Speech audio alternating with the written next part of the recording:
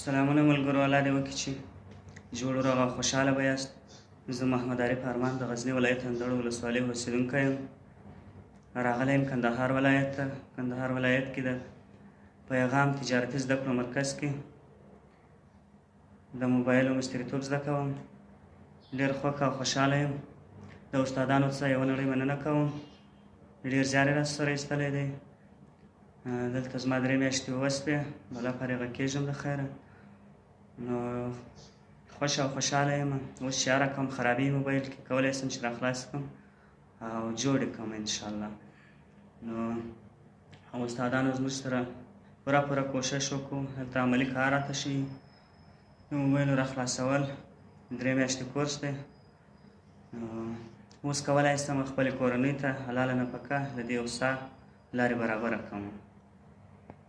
د خدای په امان.